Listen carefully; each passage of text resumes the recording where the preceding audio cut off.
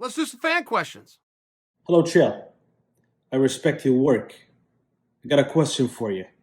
What type of food that you like to eat at the day of the fight to perform at the highest of levels? Thanks. Keep up the good work.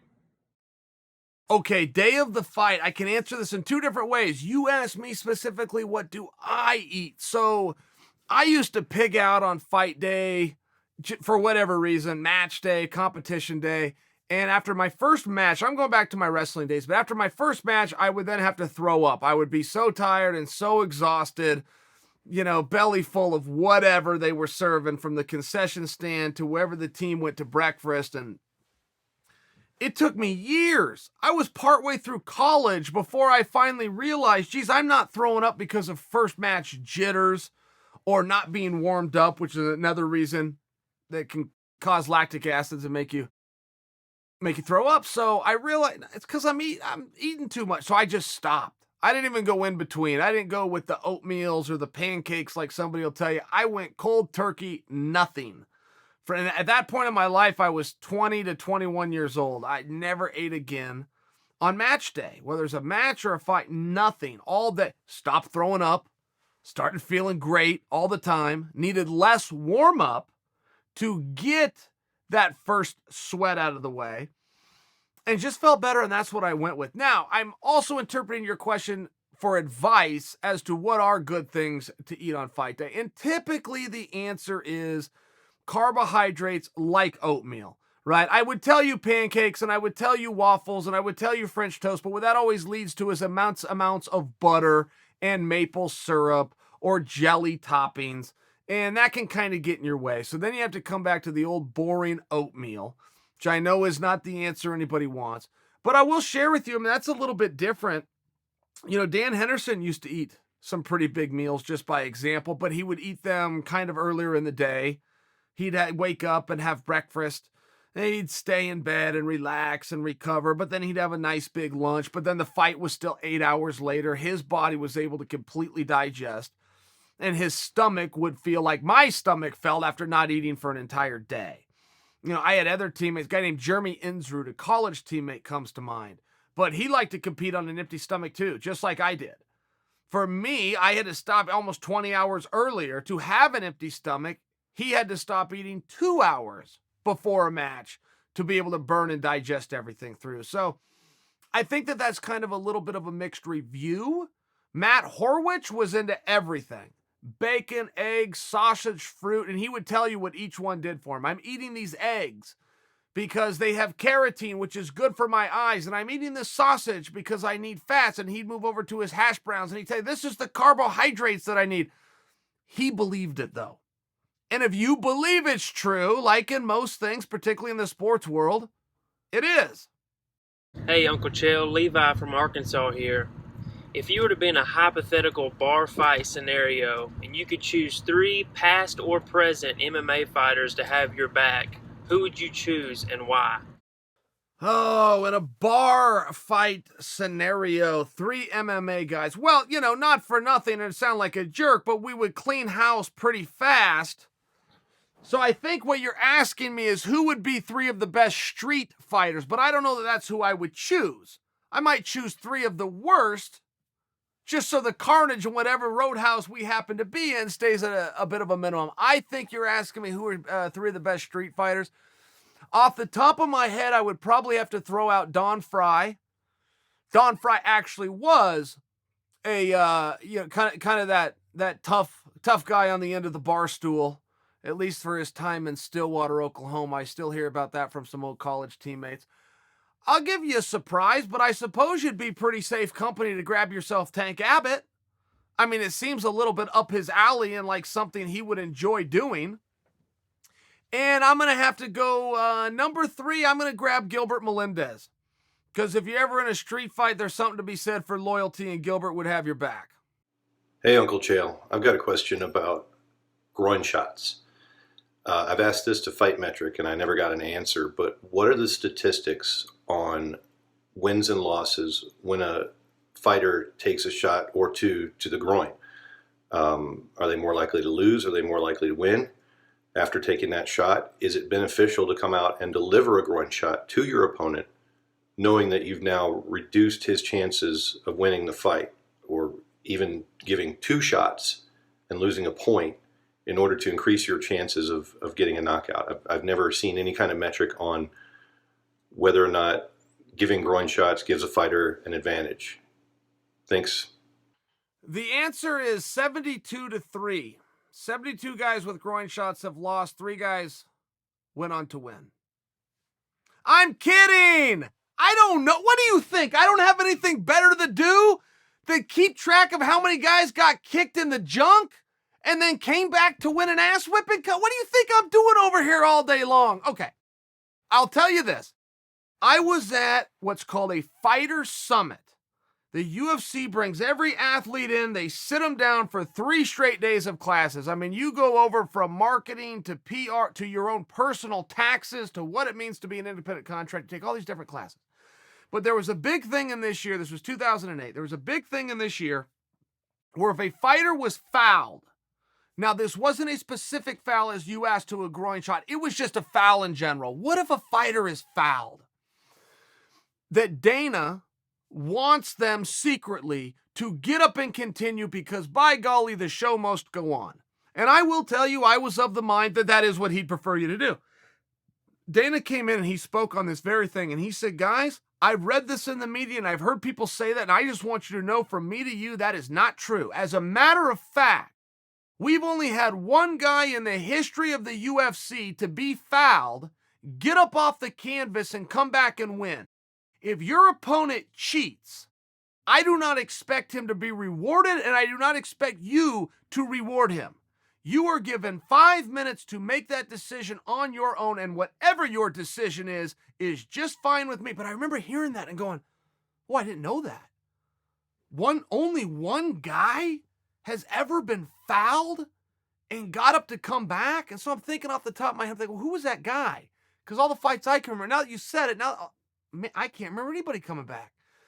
So to your question, though I don't know the number, and though I will never know the number, and now you know what Fight Metrics blew you off, you do bring up a very fair point, which is, can a guy come back after he has been hurt illegally? Because now you're not dealing just with a physical deficit, you've also now got a psychological, right? If you go down in a fight for any reason, in your mind you went down, and that guy put you there. And there's 2 things to overcome there. So while we may never have an actual quantifiable number to your question, I still do find it, in spite of me teasing you, I find it valid. Hi Chael, here is Ronnie from Brazil. I love your videos and your fights, and I would like to know, what do you think is the next move to Lyoto Machida? I don't think he needs to stop fighting right now, but I don't know, have a clue what would be a great match for him. And also, who do you think would win a fight between Lyoto and Stephen Wonderboy Thompson? Thank you. Keep up the good work and good videos. Bye.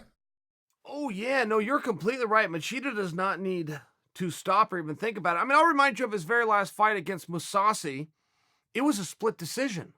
One judge thought Machida won. I watched the fight in person, and I didn't know. It was kind of one of those nights where you look at it and go, we love to have an opinion on judges, and we love to tell them why they're wrong, and we love to tell them how they should have done their job. But every now and then, you sit back and go, wow, I'm glad I don't have to judge this fight. It was really close. So just to your point, I mean, Mousasi was just the champion of the world.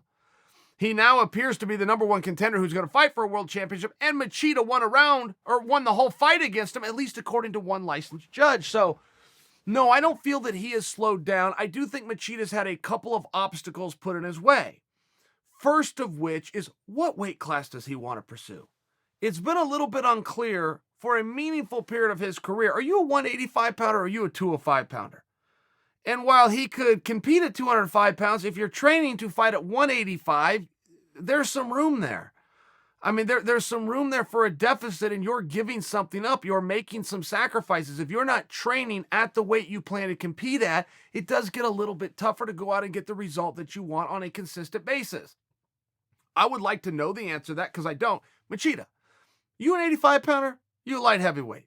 There's no wrong answer. But I think for you as a competitor, it would help you to know. You also asked me how he would do with Wonderboy Thompson. Now, the reason you asked that question is because they're both such unique karate specialists. In a point karate match, Wonderboy would beat him. And the reason is Machida's fakes and flinches and the things that he does to turn you to stone, as Coach Clayton would say, to create a Medusa-like effect and freeze you just for a moment so he can step in and attack.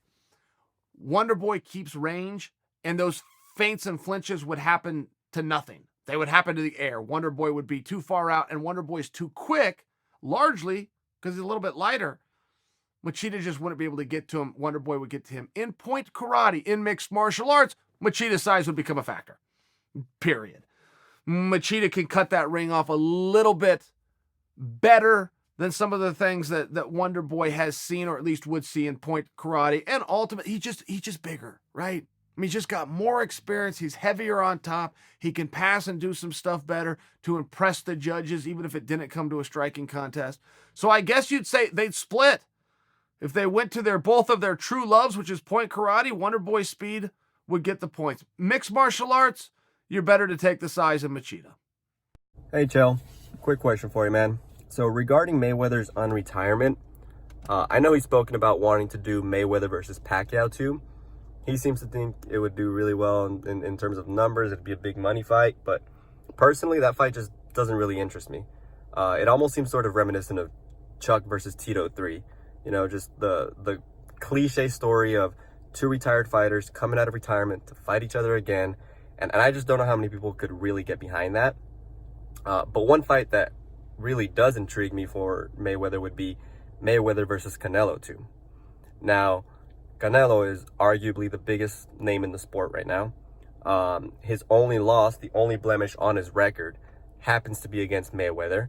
And many have said that it's because Mayweather got him early. He got him when he was young and inexperienced. And I personally feel like that's not only the biggest money fight for Mayweather, that's possibly one of the biggest money fights in the sport of boxing to make. I feel like it could bring a lot of attention back to the sport. And on top of that, I'm actually really interested and excited to see how that fight would play out. So I'm just curious to see your thoughts on that and if you think that's a real possibility in 2020. All right. Thanks, man. Appreciate everything you do. Oh, okay. So, wow, I had never considered that. So let me just get this straight. You're saying take the biggest star in the history of the sport and then put him with the biggest current star in the sport. Oh, man, we got to get a hold of somebody. I mean, the boys at DAZN are going to want... You think that fight would do... Did I hear you say, I think that fight would do well? Let me tell you why you like that fight. You like that fight because you have a very strong inclination that Floyd would lose. And you're one of two kinds of fans when it comes to Floyd. Supporters of Floyd or haters of Floyd, but there's no in between. There's nobody that is indifferent about Floyd, which is why he is the pay-per-view king. Now, I have to tell you, anybody can sell a Ferrari, my friend. The talented salesman can sell you the Volkswagen, okay? That's where the skill comes in. So if you want to present this to me, hey, Chael, I got this great idea. You got to come to me with a little bit of shine and sizzle. You got to tell me how you're going to take a Floyd Mayweather and put him against Logan Paul and make anybody give a damn. Now I'm going to listen. Now I'm going to go, wow. You come and tell me a job that's already done for you. Well, yes, of course Floyd and Canelo make sense. How are you going to get the fight done? It is interesting when Floyd calls out Manny. I'm with you on that. I don't get it. I don't get that one in the least. Even at the time that it happened, and we'd all waited 5 years to see it, so just on nostalgia's factor, we tuned in and watched, and it did great numbers, but that's why we watched. That was never a wondering who was going to win. So trying to resurrect that dead horse that people didn't want to watch in the first place. Now, many of you would... I understand the numbers did great. I'm just telling you from an anticipation standpoint, we watched that just on principle, that we had waited 5 years to see it.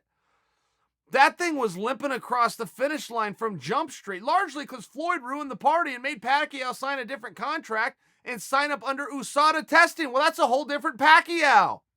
You took all the fun out of it, Floyd. And meanwhile, you're sticking IVs, got Nevada going against USADA, got USADA going against Nevada. Somehow you came out of the whole thing unscathed. But you put pictures of yourself out just the other day. Why are you taking all the fun away from your opponents if you're not following the rule yourself?